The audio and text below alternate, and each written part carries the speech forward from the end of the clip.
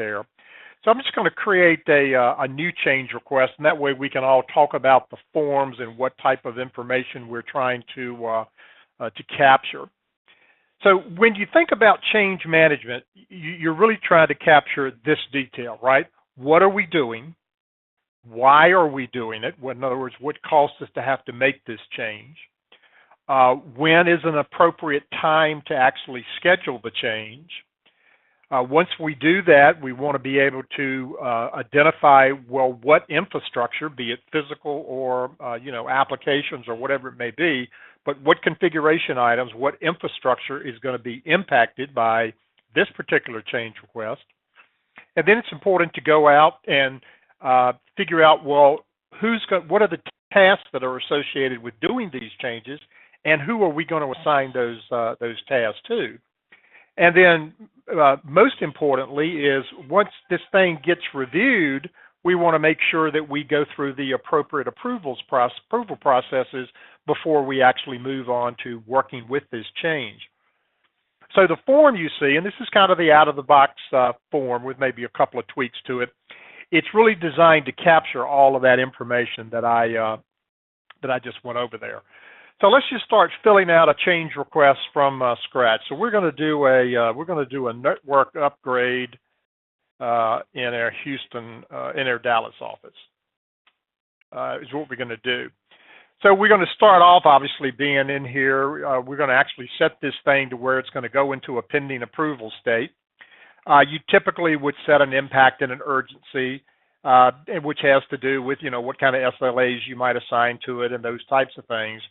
The change type becomes one of the most important fields because normally it's that change type will dictate what approval workflows will automatically fire off.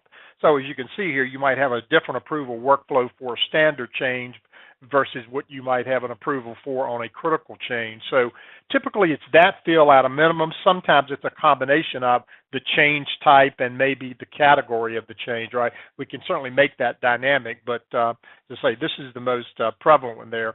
So we'll just say this one we're going to do is a standard change. You would certainly want to capture, any details about the change. And in this case, we're going to add a switch card. And we are going to replace 2 routers, we'll just say, is what we're actually doing. So get that information in there, then continue working on as we're going down on the form here. So, and these are your categories, obviously, that get defined, but in this case, we're working with enterprise hardware, and then you may have it, as I do here, come a secondary categorization. Again, these are your values here, and whether you want to have subs or 2 different subcategories, that's totally up to you. So as I mentioned, we said that we're going to upgrade our Dallas network here, but now it's important to say, well, why are we doing it? And again, these are your values here. These are just samples I put into my demo system here. But in this case, I'm going to say, well, it was because of customer dissatisfaction. We're going to indicate that we were getting complaints about slow response times in our Dallas office, for example. So that's what we're going to do. We know it's in Dallas. We know what we're going to do. And now we've got to figure out, well, when is a good time to do it? So in order to look at that and to figure out when would be a good time to do that, in which case I'm not going to be stepping on any other changes that might be taking place in Dallas or to the particular equipment that we're talking about, I would want to go over here and look at my forward schedule of changes and kind of get an idea of what's scheduled, when is it planned to start. I probably would want to add to this report the CIs that would be affected by the change. But once I come in and analyze that, I could then come down here and figure out, okay, what would be an appropriate start date, and we'll just grab a couple of things here. And then when do I anticipate we'd be through based on the amount of work that we've got to do. Obviously, after the fact, we'll come back in and put in our actuals start and our actuals in so we can do some comparison. Did we misgauge it up front, or why did it take longer than we thought? Just provides a way to, again, get some good statistics there. So then typically in an ITIL-based change request, you want to talk about, well, what happens if thing goes awry? Now, most people here don't actually type it don't actually type in the plan in this box. They just say see the attachment sections, because typically you've got a standard rollout plan, backout plan, and that type of thing. But that's where you're basically coming in to capture that type of information. Then you would want to come in here and figure out, well, we know what we're going to do there. Let's come in here and identify, well, what are the assets that are going to be impacted by this change? But before I do that, let me talk about one other thing. This change request I'm just doing it from scratch because somebody told us that we needed to go do this. But had there been a number of incidents where people were complaining of, I can't get to the internet, and all these incidents were coming from Dallas, it's very possible that someone would have taken one of those incidents and maybe even have created a global incident, and then we would then say, you know what, we need to make some changes in our Dallas network, but we would show that a particular incident or group of incidents actually caused this change request to happen. So they would show up here if one or more incidents had then said, create a change request or attach me to the change request, they would actually show up here as you do it. The other thing that's very important to track in change management is after you implement it, if things go awry and we start getting some incidents and it's determined that, you know, something went awry during the change, we would want to come back to the change ticket and indicate that, hey, those 3 incidents that were opened this morning complaining about some failure is really due to this change request. So again, you would want to link those here in the ticket for reporting purposes and audit purposes and those types of things. And just as a change request could come directly from an incident, obviously, oftentimes, if you have multiple people calling in about the same thing, what you actually do, if you're following the ITIL model, is you actually attach those incidents to a problem investigation. And as you work through the problem investigation and get down to the known error, then oftentimes the problem action will be, hey, let's initiate a change request now that we know what the problem is. So if we had done it that way, the problem record that actually spurned this change request, again, would show up here as we went through and we did it. So the next thing we want to do is go out and identify, well, what assets or configuration items are going to be impacted by this Dallas network upgrade. So this is where I would want to go out and I'd want to look in my CMDB and I'd want to find that Cisco switch. So this one's going to be affected, and I'd want to find out a couple of modems that we've got out there that are going to be done. And I'm just going to grab these two as though they were the modems. So I want to link all of those to this change request so that when somebody comes in here and looks at it, they'll be able to identify, okay, these items are going to be impacted by this change on that scheduled date. And of course, if anybody else were also putting in some changes and they looked at this change in the forward schedule of changes, they would be able to see what devices I'm working on. So again, they didn't schedule something at the same time. So we've talked about what we're going to do. That's the upgrade the Dallas network. We've categorized it and assigned a change type to it. We've identified when we're planning to start it and when we're planning to end it. We've now gone in and we've identified what are the assets that are going to be impacted by the change. Now we've got to figure out, well, what is the actual work that needs to be performed? And we actually do those down here under subtask. So let's create our first one out there, and that we're going to do here. I'm sorry, I hit the wrong button there. Let's go out there and create a subtask, and so this is going to be a subtask as it would relate to the change request module, as opposed to assigning an incident or something to somebody. So this first one's going to be to install, if I could spell this morning, install new switch card. Right, and that's what that one's going to do. We're going to put it in here that this is just coming in as a request.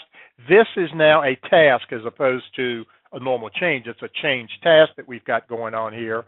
Put in the details about what you're trying to do there. Go in and assign it to who you would actually like to perform this section of what's to be done there, and we'll just give this to Mary Anthony is going to perform that task.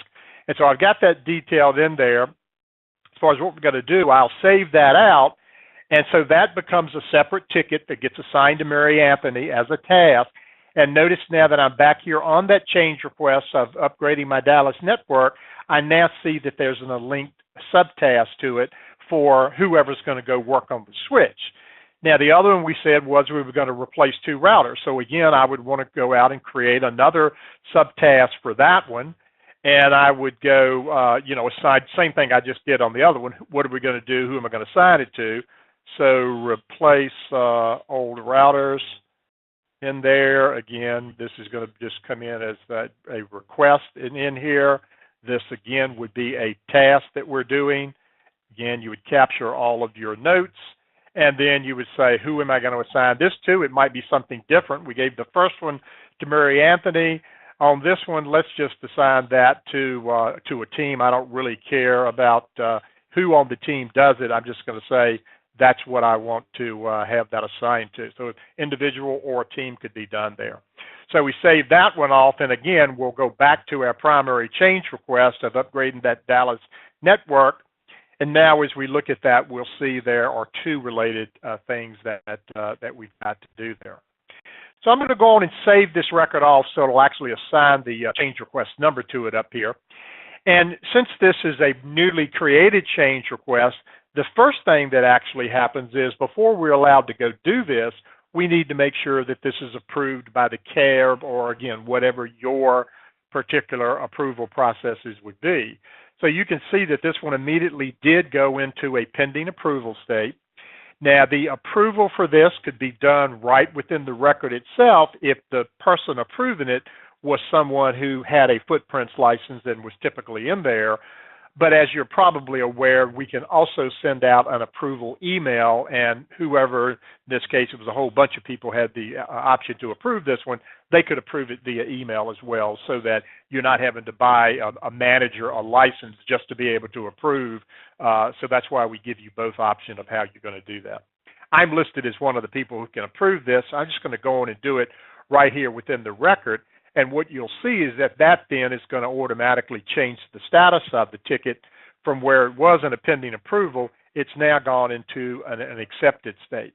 And, once we get it in here and we do our work here, we capture our details as far as what was going on there, and we save that off, it would move to the next step within the workflow, which is things are going to be scheduled. You'd save that off. And again, these are the workflow steps that we set up for this change request. We'll actually show you that graphically in a few minutes. Ultimately, you'd get down to where that implementation phase was, and so forth and so on as you did that. So we know, again, we're changing our Dallas network. We picked appropriate categorizations of it. We picked the change type it was. We picked the schedule start and end date. We identified the configuration items that were going to be used within there. We identified the tasks that had to be done and the people to whom we were going to assign those particular tasks to. Then we submitted the change request for approval, and then it kind of walks through the workflow as you do that.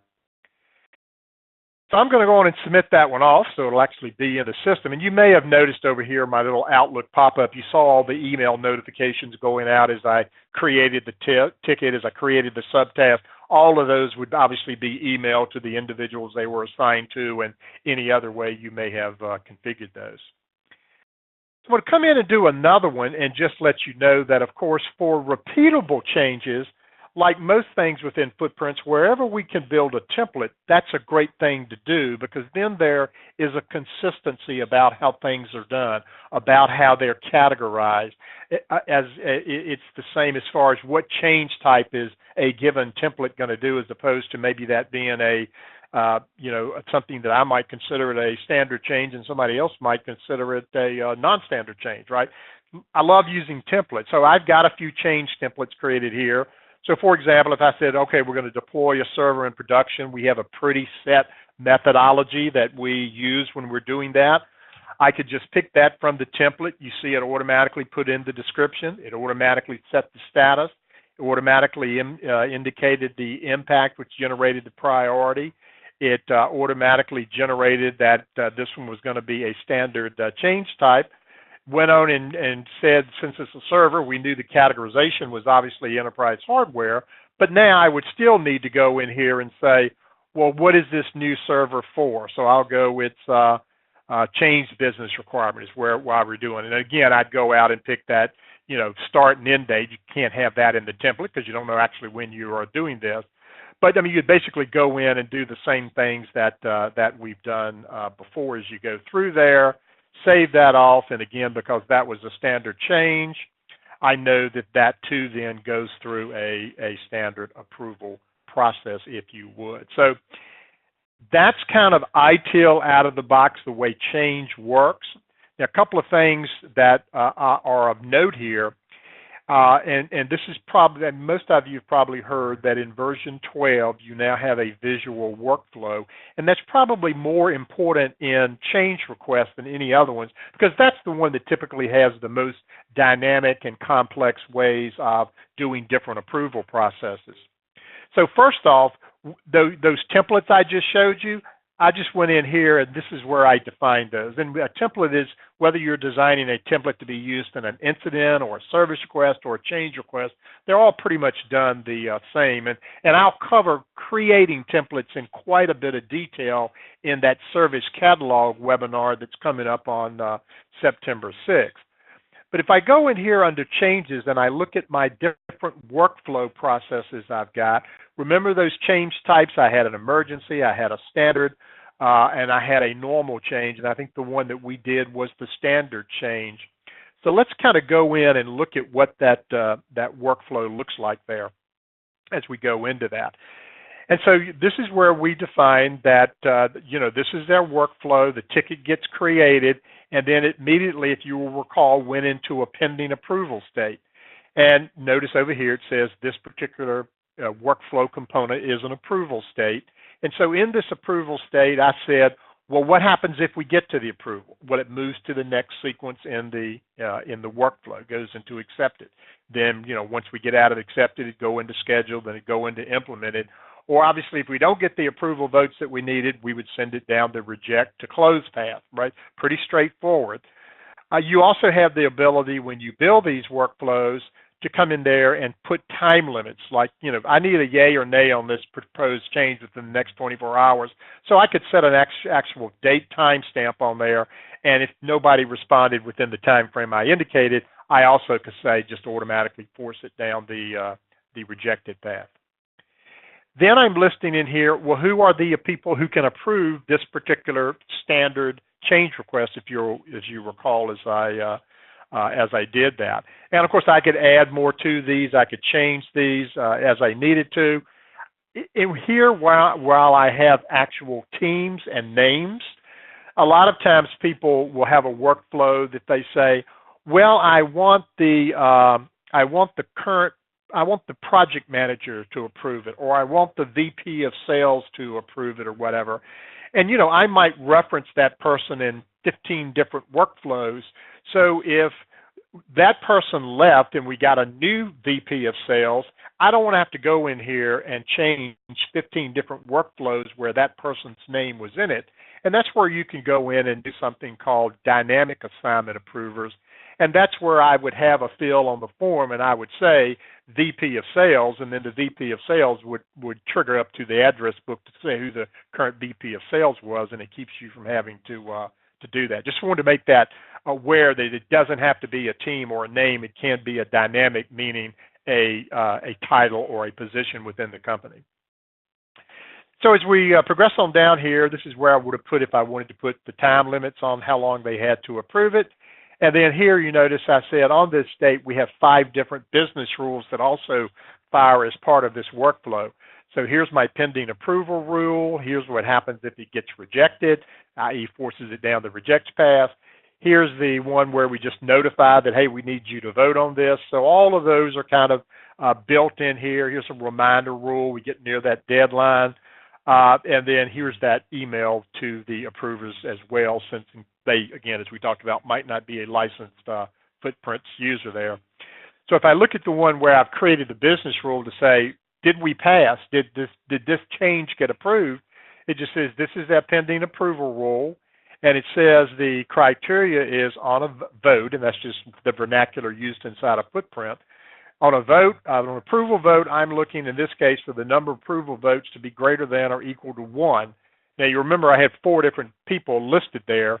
If I wanted it to be unanimous, I would obviously have changed this criteria to 4. If I'd wanted to be a quorum, I'd have made this 3. So I can be pretty dynamic there. And so if I do get the approver, if I pass this criteria, what happens? And it just changes the status value, the value in the status field to whatever the next thing in the approval state would have been, which, as you can see, would take it over here to the accepted state. So generally, when I'm showing this, a lot of customers, and you may be thinking this yourself right now, saying, well, that was a single level approval. What if I have multiple levels of approval? And so we oftentimes find that people will say, okay, yes, you're right. The cab's got to agree that we should go out and make this change since we captured all the data about the change and they were able to review that at the Change Advisory Board meeting every week. But we want to make sure that the implementation actually accomplished the goals that we wanted. So what we want to do, they'll often tell us, is we want another approval here to say, we have gone in, we have verified the change accomplished what we wanted to do, that it works fine. So let's put another approval gate here. So to show you how easy that is, I would just go into my different workflow controls over here, and I would just drag over that I'm going to put another approval gate after the implementation. And then I would go in and say, this is an approval state. And then I would go through and basically put in all the things you saw when we reviewed this one. What happens if you approve it? What happens if you don't approve it? Who are the people who can approve it? Here are the emails that go out as I do that. So very, very simple to do that. This is still a relatively simple change process. I've had a few customers who, may have 6 levels of approval on some complex rollout of a, tier 1 production application. And FootPrints, lends itself very well to being able to do that. As long as somebody can define what are the different phases and where do you want options for it to veer down a different path, then we can show you how you can map that in FootPrints. And again, you have this ability to come right in here and build as many of these as you need.